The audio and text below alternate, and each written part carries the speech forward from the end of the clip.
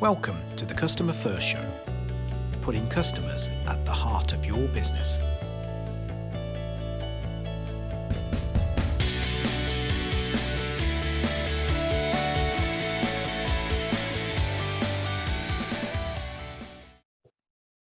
Hey, good afternoon, Alec. Thank you for joining me on this podcast. Do you want to just introduce yourself for the listeners, please? Absolutely, and Naeem, thank you for the opportunity to join you. My name is Alec Dalton. I'm the Senior Manager of Global Quality at Marriott International and professional in the operations management space within the hospitality industry. Before joining Marriott, worked with Disney for a little while. I was with the Ritz Carlton, one of Marriott's signature brands, for a long time, and I'm really excited about the CX profession as a whole. Yeah, brilliant. I mean, look, we'll get into it in a minute, but you've got some great CX brands there. Disney, amazing. Ritz Carlton, amazing. Some would say, potentially those two brands have really pioneered a little bit of what we see of modern CX. So really good. And in terms of when I first met you, I was really excited because I think hospitality is a real key area where CX can be allowed to shine. I mean, what are your thoughts on that? I think, in any business, there's key aspects of the customer experience that require service interaction. And that's the basis of all of hospitality at the end of the day. How can we create experiences and moments and memories for our guests through person-to-person interaction? And I think at the same time, there are tons of transferable lessons from hospitality. So you've already mentioned Disney and the Ritz Carlton, and many other companies, whether in the retail space or in healthcare, are known for benchmarking the practices of these two companies because of how transferable the approaches are. Yeah, and again, we'll get into it in a minute. But I mean, the other thing I've just remembered on your profile, named 30 under 30. I mean, yeah. It's a big planet. There's a lot of people out there. For you to be 30 under 30, that's a great achievement. Hard work pays off. And I think my passion for the industry speaks for itself. Yeah. And again, it's not something I think you can train people. I think you've generally got to have an aptitude and desire to do the right thing. Did that come from anywhere, or is it just naturally been there for you? I think when I look back to my childhood, I remember family vacations as being some of my favorite memories. And understanding that there were people that created those experiences and that designed those experiences and that managed those experiences really inspired me to be able to do the same thing for other people. And so when I think about my work today with Marriott or previous work with other hospitality companies, I try and keep that same light lit, so to speak, and think about different ways that we can improve the guest experience around the world. And like I mentioned earlier, that translates to any aspect of customer experience in general, whether we're talking about the retail environment or B2B. How can we, at the end of the day, create memorable, enjoyable experiences, remove the friction from life, and at the end of the day, as businesses, make a little money off of it too. You know what?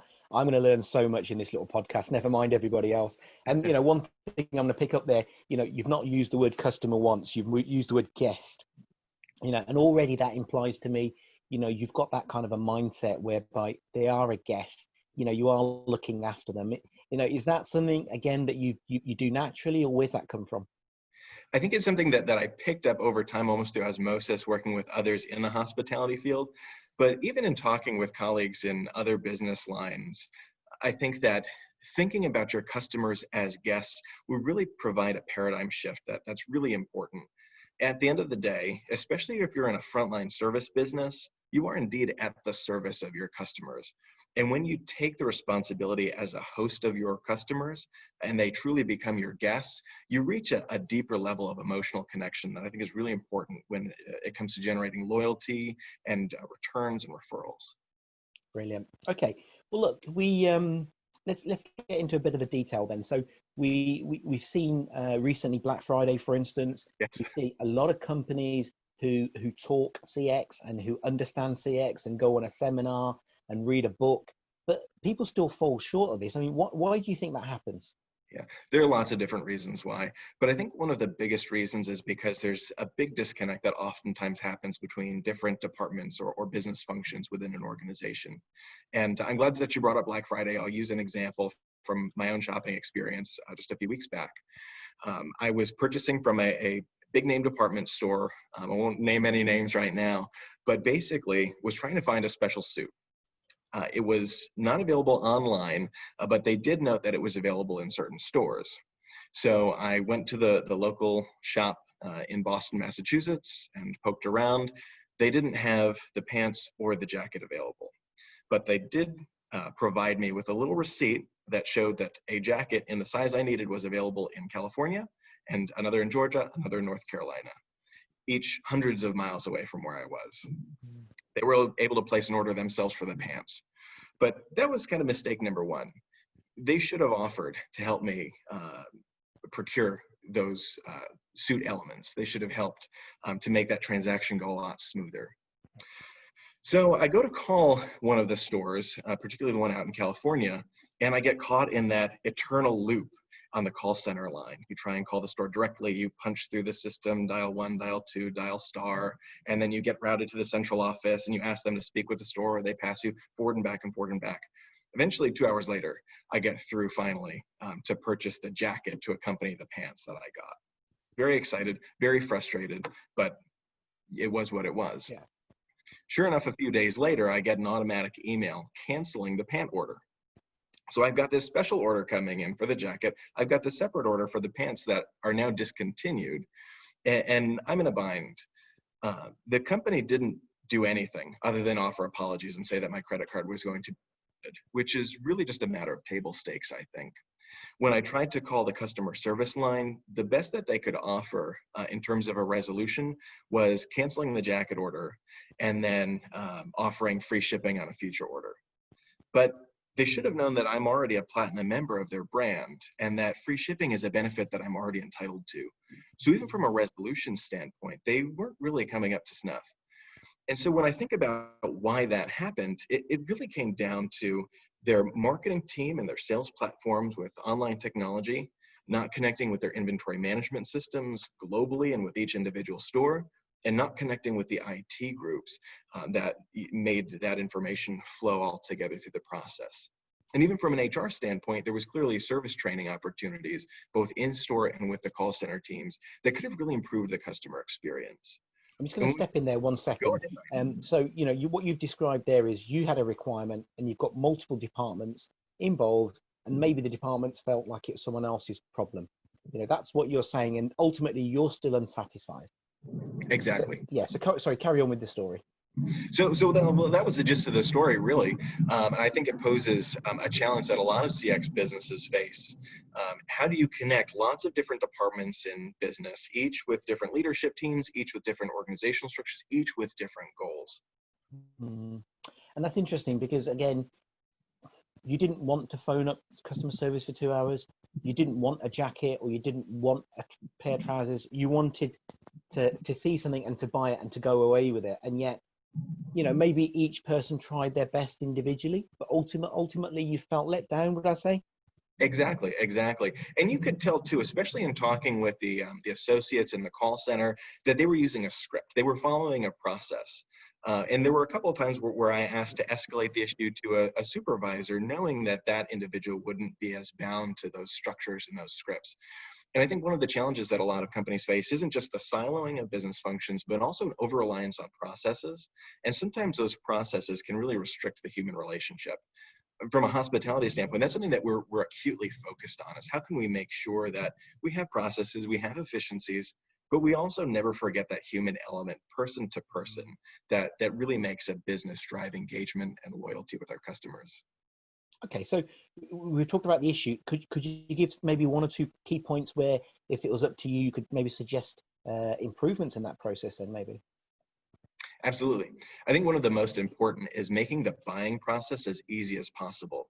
There were a couple times in the conversations where I was literally telling the team, I will give you my money. I will give you whatever money you ask for because I really, really want this product. It looks really nice. And their process was prohibiting them from making that easy. So take any opportunity you can in the business to remove friction. And I think the next point really speaks to the value of CX as a discipline, but find different ways to connect the teams across an organization. And CX plays a crucial role in making that connection explicitly between marketing and operations and IT and human resources, so that a business truly moves as a single customer experience instead of a connection of disparate processes and business functions. Okay, no, I like that. So let's just roll that forward a little bit then. So thinking retail again, retail, a lot of people out there buying things. Let's stick with clothes. Clothes, it can be really problematic even for good looking men like ourselves. It's not just a ladies issue. You go somewhere, you want to try something on, it becomes a little bit difficult sometimes carrying bunches of things around and forgetting, oh, did I like that one, not like that one. What can you suggest to that kind of problem?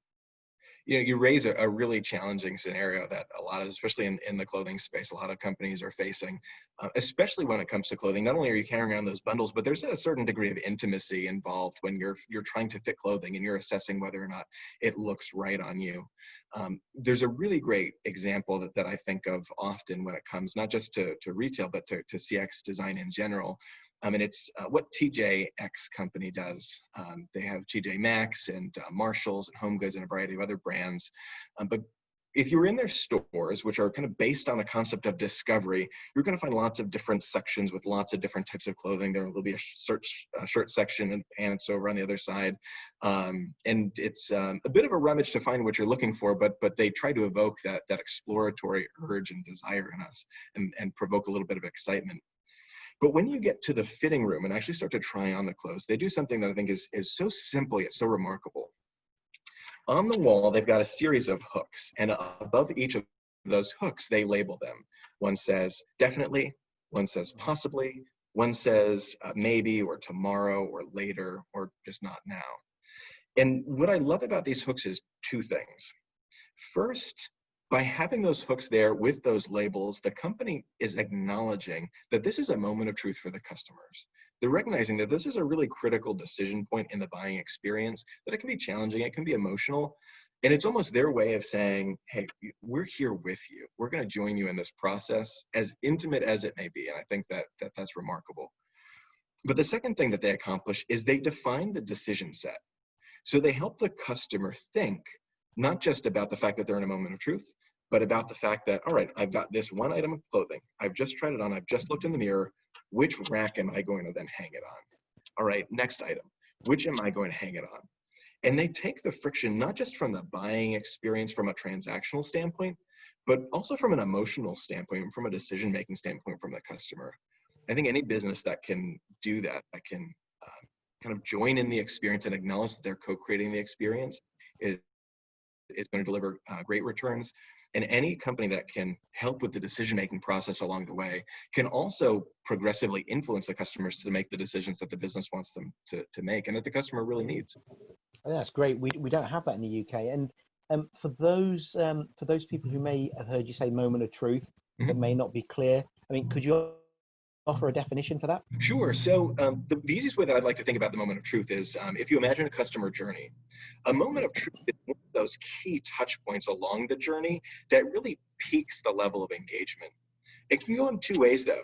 So a moment of truth could result in a really strong positive emotion, or it could produce really negative sentiments, just when a problem occurs. Okay, great. So Alec, you wrote a chapter about measurement, and moments of truth definitely come into that, measuring empathy, measuring so many different things. But what I like about your chapter is the title is What Gets Measured and Mapped Gets Managed. And I thought that was really poignant. What gets measured gets mapped and managed. Great. It means if you're not measuring it, we're not going to manage it. Mm-hmm. And also if you're measuring it, you better manage it, I guess. Can you just give the listeners maybe a couple of bullet points about what to expect from your chapter? Absolutely. Here's a little teaser. So the expression "what gets measured gets managed" should be pretty familiar to a lot of listeners. It's a famous phrase attributed to Peter Drucker, the management guru.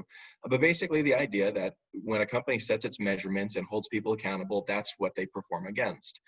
Too many companies, though, focus on the wrong things or on the wrong behaviors or actions that don't drive the results that their strategy is attempting to accomplish.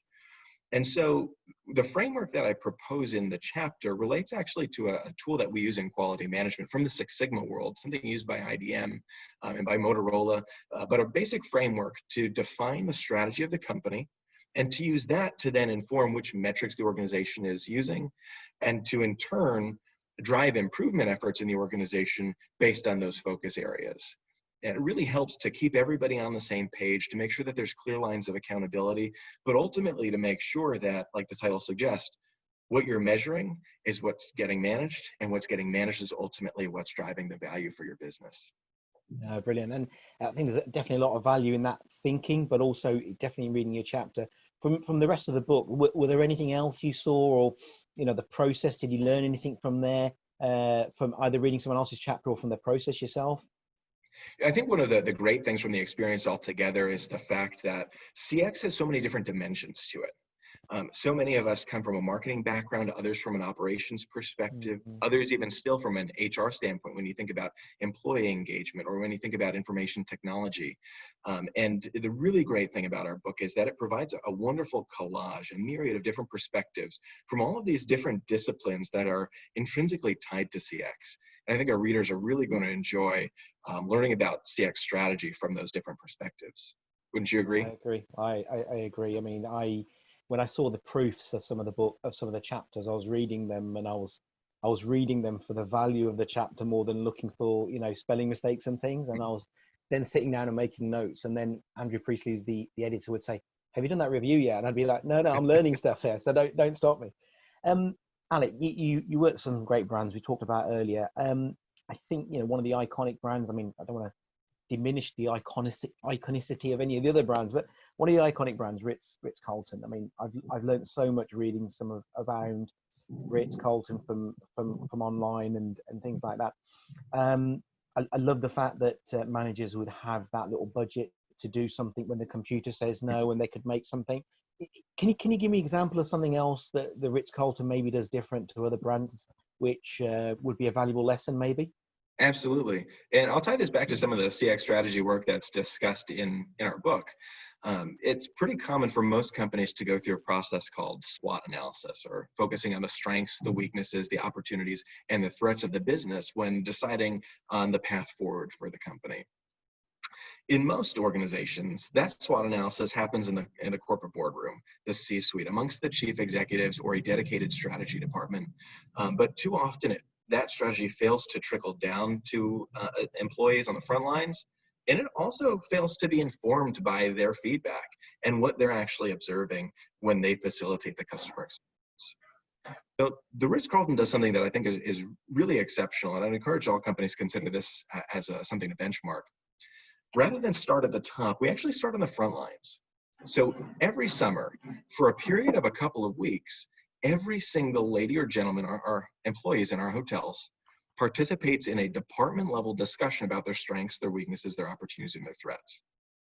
And then at the end of those 2 weeks, the results are bubbled up, and the hotel as a whole will define its strengths, weaknesses, opportunities, and threats. And then that goes up another level to an area of hotels, and then eventually to the corporate office, where we're also doing one separately for the corporate strategy. But progressively, we meld all of these together, and by the time it reaches the corporate team and the senior most leaders in the company, they've got a really great perspective with the voice of all of the employees in the organization, 45,000 plus ladies or gentlemen involved in this process altogether, and barely a month. And then once the team defines what the strategic focus needs to be to accomplish its business efforts, it starts to pinpoint the different metrics and measurements that it will use, which are termed key success factors. And then those are cascaded back downwards to the areas, to the hotels, to particular departments, even to individual ladies and gentlemen on property. So everybody is keenly aware of the different measurements that they're responsible for. And really not just measurements, but aspects of the Ritz-Carlton experience that they're responsible for, whether it be part of the sales process in delivering revenue, developing relationships, or on the front lines of operations, developing satisfying guest experiences. Wow. And I guess a lot of those things might seem really simple, but I'm just, from based on how you talked, how you spoke, it just feels like there's a proper investment in it rather than just doing it for the sake of it. Absolutely. Some who are familiar with the Ritz-Carlton brand may also know that every day at the beginning of every single shift in every department, including here at the corporate office, it's actually happening right now while we speak, there's an activity called lineup that happens. And it's basically a 15-minute conversation where everybody talks through, again, globally, the same basic concepts. So we focus on the gold standards of the brand, the core values, the service values, the motto, the credo. and we refresh ourselves. We call it a commitment to quality, but we recommit ourselves to the quality of the brand. And then we talk about the business of the day. Are there any departmental notes that need to be shared? Are there any pass-ons about any lingering guest opportunities that need to be fully resolved? But having that commitment is so key, and having that commitment refreshed on a daily basis is really critical. And it's only a natural fit that in the summer, when that swap process happens, it's tied into that ongoing cadence of daily conversations. It's really I like it. experience. Yeah, no, I like it. And it sounds very much, in project delivery, we talk about agile, talk about a daily stand-up, talk about getting everyone to share their problems and information with each other in a short period of time. But the thing that we get out of agile, which I think you're going to get the same, is that because it's making a commitment to everyone else, I'm planning to do this today, it also gets other people aware and breaks down silos. Does that sound about right for you? Absolutely. Absolutely. Brilliant. Alec, it's been really good talking to you, but we can't end it there, because I also note that you do a lot of other things. It feels like you're a quality manager, but you're a true academic. You're invested in better CX for other things. What are the other kind of things that you're involved in apart from, the book and your work? Yeah, we're both busy guys, Naeem. Apart from the work that I do with Marriott, and apart from our CX project, I'm also in the middle of co-editing a textbook for hospitality operations strategy and analysis. So taking a lot of the principles and frameworks that we use in CX, applying a bit more of a quantitative tone to them, but helping hospitality students in hotel and restaurant education programs learn about this from a structured standpoint. Okay, brilliant.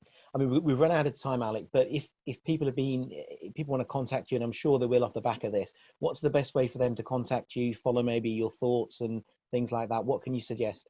Absolutely. There are a couple of places you can reach me. I'm pretty active on LinkedIn, so you can search for Alec Dalton on there. And then if you also just Google Alec Dalton, you'll find my webpage. It's also alecndalton.weebly.com. And you can check out my blog on service science and experience experiments. Perfect. I mean, we'll put the links up. The last thing I'm going to ask you, 2020, it's a new decade.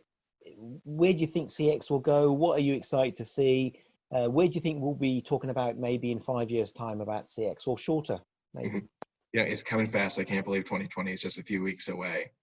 When I think about the future, so often anybody will draw their attention to technology and the way that the internet, and particularly the Internet of Things, is connecting the dots. We've got social networks that draw communities together, not just of peers, but also of consumer groups, affinity for different brands and different companies and different lifestyles. And what I think that creates is a much more robust brand relationship between businesses and their guests. And as companies think about that, they're going to have to recognize that the customer journey isn't as linear as so often we paint it out to be with traditional frameworks like customer journey maps. They'll certainly serve their purposes, but we need to be a bit more dynamic in thinking about the lifestyle of a customer and how our brands fit in lots of different ways, not just for the sake of that purchase process, but also as they develop a relationship and ongoing loyalty or disloyalty with brands, and how we can leverage that to personalize experiences and to find different ways in which we can enter customers' lives and fill the needs that we serve them with. Okay, brilliant. Yeah, I like that. I think you're absolutely right. Traditional journey maps, sales funnels, all these things people talk about. Nowadays people will Google something, be happy with what they've seen, and literally buy on the spot. There is no linear, as you said, there's no linear process or timelines. Things can happen quickly and things can jump quickly. Alex, it's been amazing talking to you. I really appreciate your time. We'll put the links up for everyone to get in contact with you. Yeah, thanks for giving the time today. Naeem, it's been a pleasure. Thank you. Thank you. Bye-bye.